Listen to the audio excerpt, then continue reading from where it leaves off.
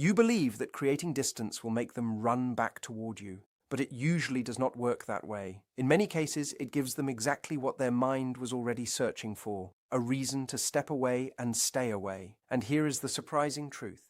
The thing that actually helps feels so opposite to what most people expect that they ignore it. It feels too gentle, too simple, almost too easy. But it is the one approach that can make an avoidant person stop feeling the need to escape and start becoming curious again. By the end of this, you will understand what to do, what to say, and how to move forward step by step. So before we continue, comment the word return if you believe there is still a chance for connection. And subscribe, because what you are about to learn is the kind of emotional understanding many people only discover after years of painful experiences. Now, let us talk about the avoidant person in your life. Maybe it was someone you were dating. Maybe it is someone you are still connected with, but every time things begin to feel deeper, they suddenly create distance. Maybe they became cold without warning, and you are sitting there wondering what changed. You replay every conversation. You analyze every message. You search for the exact moment when their energy shifted. And the hardest part is this: you may not have done anything wrong. That is what makes avoidant behavior so confusing. It is not always about something you did. It is often connected to how they have learned to handle closeness, emotions, and vulnerability. It is about the protection patterns they developed when connection started feeling unsafe. But here is something important that many people miss. Understanding their pattern gives you power. It means you do not have to chase. You do not have to beg for attention. You do not have to pretend everything is fine when your heart feels unsettled. And you do not have to disappear completely and hope they magically come back. There is another way, a calmer way, a more emotionally intelligent way. It is called soft connection. And when it is used with the right mindset, something interesting can happen. The person who is creating distance may begin to feel something they rarely experience during emotional pressure. They begin to feel comfortable. They begin to feel safe, and that sense of safety is where everything starts. Before understanding how this approach works, you need to understand why someone with avoidant tendencies pulls away in the first place. Because when you understand the reason behind the distance, their behavior becomes much easier to read. Avoidant people are not automatically uncaring, they are not emotionless, they are not always trying to hurt someone. Many of them actually feel deeply. They can care strongly. They can want love and connection just like anyone else. But somewhere along the way, they learned a different message about closeness. They learned that depending on someone can lead to disappointment. They learned that showing too much emotion can create pain. They learned that opening their heart can make them vulnerable to rejection, criticism, control, or loss. So they created emotional barriers as a way to protect themselves. The walls are not always there because they do not want connection. Sometimes the walls exist because connection matters so much that it feels risky. And this is the part most people misunderstand. An avoidant person can desire love while also feeling uncomfortable when love gets too close. Both things can exist at the same time. They can miss someone and still create distance. They can care and still become quiet. They can want closeness and still feel the urge to escape. This is why their actions can feel confusing. Now imagine what happens when you show strong interest too quickly. You send many messages, you explain your feelings again and again. You try to prove that you are safe. You try to convince them that everything will be okay. To you, this feels like love and reassurance. But to an avoidant nervous system, it can sometimes feel like pressure. Their mind may interpret it as, this person needs something from me. I might not be able to give enough. I might lose my freedom. And then the distance grows. This is where many people make the biggest mistake. The moment they feel someone pulling away, they move closer. They send more texts. They ask for explanations. They try harder. They try to repair everything immediately. They think if they just show enough love, the other person will finally understand. But sometimes this creates the opposite effect. Instead of feeling closer, the avoidant person feels more overwhelmed. Their internal alarm becomes louder. They start believing that stepping back was necessary. But then there is another mistake people make. They hear advice about giving space and they turn it into a game. They disappear completely. They ignore messages. They try to make the other person jealous or worried. They hope the silence will force them to chase. And while space can sometimes be healthy, silence used as a manipulation tactic can create another problem. An avoidant person may not experience your absence as a reason to return. They may simply use the distance to become comfortable being alone again. They may tell themselves that things are easier this way. And slowly, something that once had potential begins to fade because both people stop creating a healthy connection. So what is the better option? This is where soft connection becomes important. And the first thing you need to understand is that soft connection is not a game. It is not about controlling someone's emotions. It is not about trying to force someone to come back. It is about creating communication that feels safe, calm, and natural. It is showing care without carrying pressure.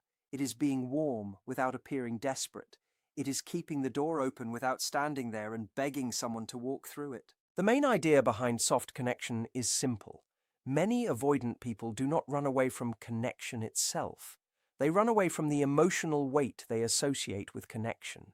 They fear expectations. They fear feeling responsible for someone else's happiness. They fear the idea that they will never be enough. So when you remove that pressure and communicate with calmness and confidence, their defensive reaction can begin to soften. They no longer feel like they are being pulled into something overwhelming. Instead, they can start experiencing the connection as something peaceful. And that is when curiosity can appear. That is when they may start thinking about you differently. That is when they may begin remembering the good moments instead of only focusing on the fear. But remember this, the goal is not to chase them until they choose you. The goal is to create a healthier emotional space where both people can see clearly. Now let us talk about the first step you can take. The first step is what I call the honest pause. Before you contact an avoidant person, before you send that message, before you try to reconnect, you need to create a real pause. Not a fake pause designed to get a reaction. Not a countdown where you wait a certain number of days because someone online told you to. A genuine pause where you return your attention back to yourself. Spend time doing things that bring you confidence. Spend time with people who support you. Focus on your goals. Build your own happiness again. Why is this so important?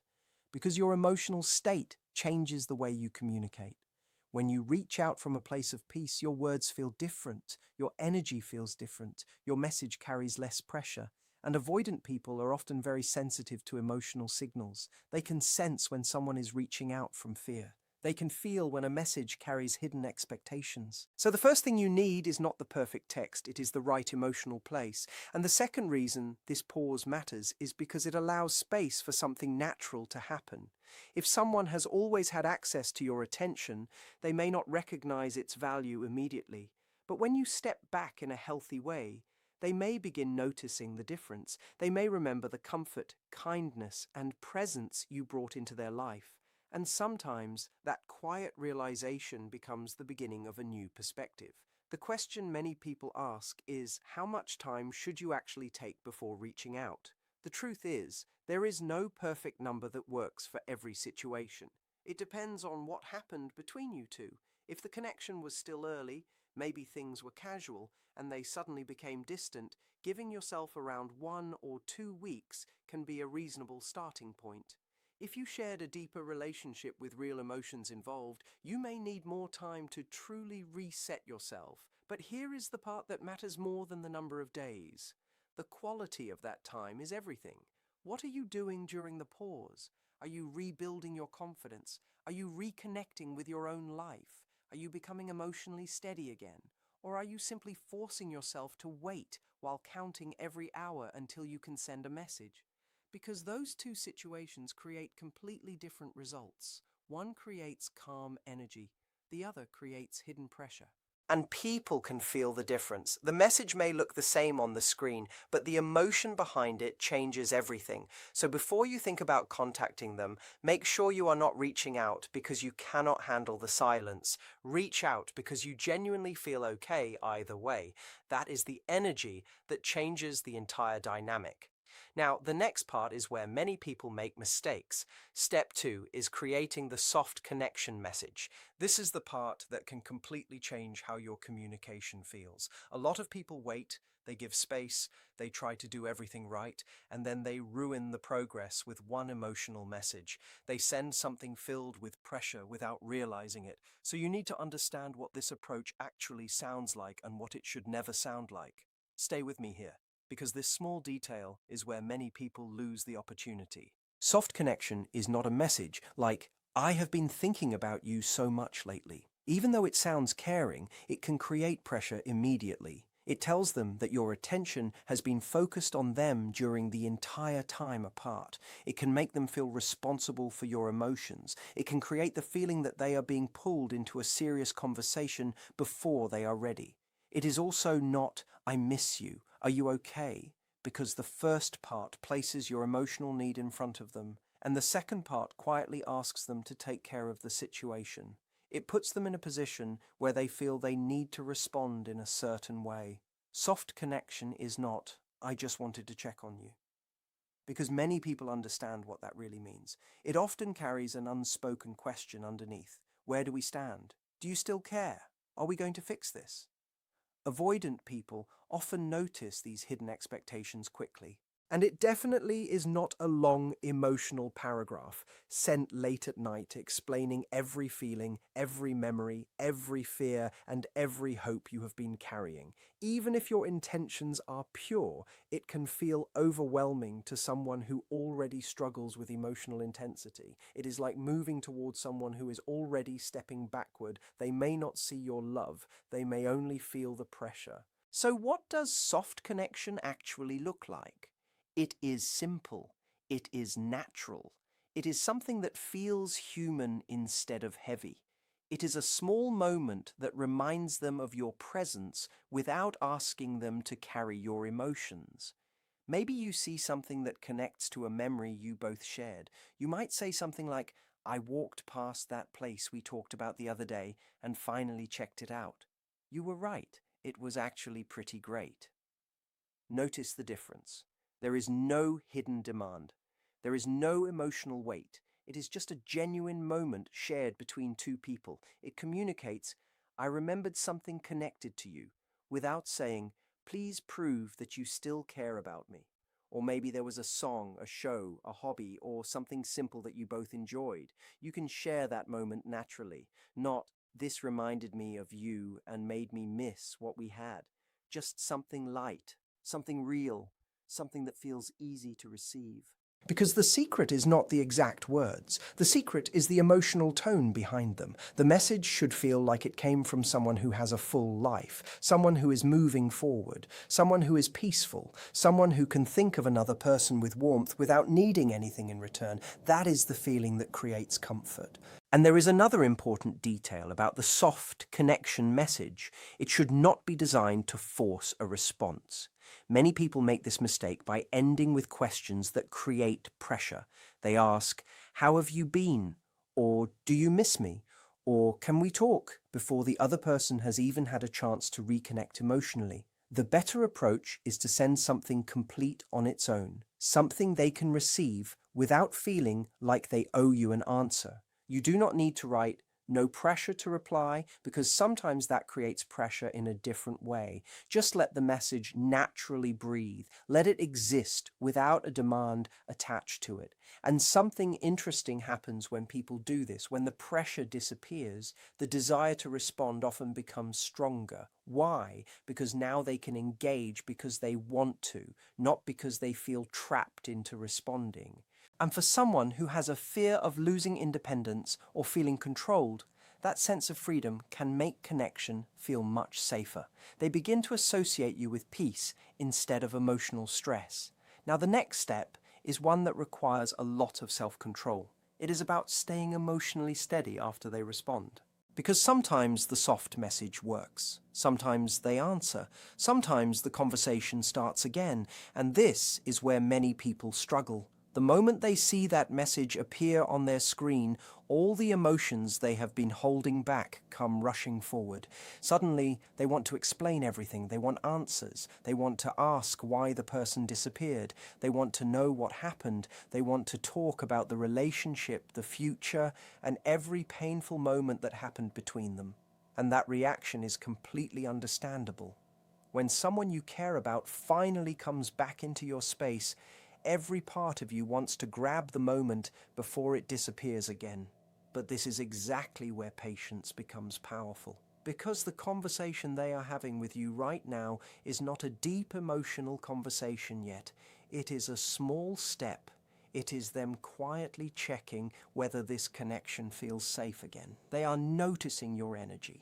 They are paying attention to whether the interaction feels peaceful or overwhelming. If you immediately turn a simple conversation into a serious emotional discussion, you may accidentally confirm the fear that caused them to pull away in the first place. They may think, nothing has changed. This still feels intense. I still feel pressure. So what should you do instead? Match the level of energy they are giving you. If they are being casual, stay casual. If they are sharing, share back. If they are joking, enjoy the moment. Let the conversation feel natural. Do not rush to define everything. Do not force the past into the present. Do not immediately ask where this is going. Right now, the small positive moments are doing something more powerful than a serious conversation could do. They are creating new experiences. They are showing them that being around you can feel easy. They are creating proof that you are not chasing, controlling, or demanding. You are simply present. And every positive interaction adds another piece of evidence in their mind. Evidence that connection with you does not have to feel overwhelming. Evidence that closeness does not always mean losing freedom. Evidence that being around you can actually feel peaceful. And when someone begins collecting enough of those experiences, their perspective can start to change naturally. Now comes the next important stage, the stage where you stop only rebuilding comfort and begin showing your true value. This is where the entire dynamic begins to shift. This is where they start seeing you differently. You show them something they may not expect. You show them that you have standards, not in a harsh way, not in a defensive way, not in a way that creates conflict, but in a calm, confident, and self-respecting way that quietly communicates something powerful. I enjoy having you in my life, but I also know my own value and I know what I want. This difference changes everything. For example, if they become warm for a while and then suddenly create distance again, you do not panic. You do not send multiple messages asking what happened. You do not chase the explanation. You simply continue living your life. You allow space to exist without turning it into a punishment or a game. Or imagine they reach out and suggest meeting, but keep it unclear. Something like, we should hang out sometime, without making an actual plan. Instead of waiting around or trying to convince them, you respond with kindness, while still respecting your own time. You might say, that sounds nice. I am available Thursday evening if you want to make a plan. Notice what that does. You are not forcing anything. You are not asking for a promise. You are simply showing that your time and your life have value. You are someone who participates in a connection, not someone who waits around hoping to be chosen. And this is extremely important because many people who become attached to avoidant partners slowly lose themselves in the process. They start monitoring every message. They start adjusting their behavior to avoid upsetting the other person. They become so focused on understanding the avoidant that they forget to understand themselves. And the other person can feel that imbalance. They can sense when someone is abandoning their own center just to keep them close. Ironically, that often creates even more distance because the avoidant person begins to feel the emotional pressure they were trying to escape. But when you stay connected to yourself, when you continue building your own life, when you show that you have your own dreams, values, and boundaries, something changes. They no longer see you as someone who might take away their freedom. They begin to see you as someone who can stand beside them without trying to control them, someone who feels safe, someone who feels peaceful to be around. And here is the interesting part. The qualities that often create attraction are the same qualities qualities people sometimes lose while chasing someone who is distant: confidence, emotional stability, self-respect, a sense of being complete as your own person. Those qualities create a different kind of connection, not because you are pretending not to care, but because you are no longer forgetting yourself while caring about someone else. And this is why the soft connection approach works differently from ordinary chasing or disappearing. It is not built on tricks, it is built on becoming emotionally stronger. The honest pause, the calm message, the ability to stay grounded when they respond, and the ability to maintain your standards all require one thing: that you return to yourself. You are not trying to become someone who does not need love. You are becoming someone who can experience love without losing yourself. And something surprising often happens during that process. You begin to realize that their return is no longer the only thing that determines your happiness. You can still care about them. You can still hope things improve. But your entire emotional world is no longer controlled by whether they choose to come closer or step away. You start caring about yourself with the same intensity that you once reserved only for them. And that shift is powerful. Now, let us look at what happens after this stage, because if you have followed the process, if you have given yourself real space, reached out in a healthy way, stayed emotionally steady, and shown that you have your own standards, there are a few different paths this connection can take. The first possibility is that they begin showing up with more consistency. Their messages become more regular. They start initiating conversations. They begin suggesting plans instead of keeping everything uncertain. They may slowly share more of their thoughts and feelings. They may begin to resemble the person you first connected with, but with something different this time: more comfort and less fear. This is the kind of progress the approach is meant to support. But when this happens, your role is not to suddenly rush forward and try to recover everything you lost. Do not immediately turn every conversation into a serious relationship discussion. Do not pressure the connection to move faster than it naturally can. Let trust build. Let their actions speak. Allow them to come closer through their own choices. Respond with warmth. Be open. Be authentic. But keep the balance you created. Because the goal is not just to bring someone back. The goal is to create a healthier connection than the one that existed before. The second possibility is that they stay somewhere in the middle. They appear sometimes. They respond occasionally. They show signs of interest but never fully step forward. They are warm one day and distant the next. They seem connected but still unavailable. And this is the moment when you have to be completely honest with yourself. How long are you willing to stay in uncertainty? How much emotional energy are you willing to invest in someone who cannot decide whether they truly want to participate in your life? Because this approach can create a safer environment for someone to come closer, but it cannot force someone to grow. It cannot make someone choose emotional maturity if they are unwilling to face themselves. It is not a magic formula that changes every person. Some people have spent years protecting themselves from closeness, and they may not be ready to create a stable connection. That does not mean you failed. It does not mean you were not enough. It simply means you are receiving information about what that person is capable of offering at this point in their life. And sometimes the most loving thing you can do for yourself is accept reality instead of constantly trying to change it. You can care about someone and still recognize that their current ability to love you may not match what you need. That understanding is not giving up, it is wisdom. The third possibility is that they return with a sudden wave of attention. After a period of distance, they come back strongly. They message often, they want to talk, they want to meet. They seem more interested than ever before. And this situation can be the most confusing because it feels like everything has finally changed. It feels like the moment you were waiting for has arrived. But this is where you need to pay attention. A sudden increase in affection does not always mean a permanent transformation. Someone with avoidant patterns who has not worked on themselves can sometimes repeat the same cycle. They move closer when they miss you. They feel comfortable again. Then, when the relationship starts becoming emotionally serious, Fear returns and they create distance again. The pattern becomes closeness, fear, withdrawal, missing you, and then coming close again. And if you are not aware of this, you can spend months or even years trapped in a cycle that feels like progress but never truly moves forward. So if they return with strong energy, enjoy the moment. Be open, be kind, but watch what happens over time. Pay attention to consistency, not only intensity. A powerful beginning is exciting, but steady actions are what create trust. Real change is not shown by one emotional conversation or one perfect week. Real change is shown through repeated behavior.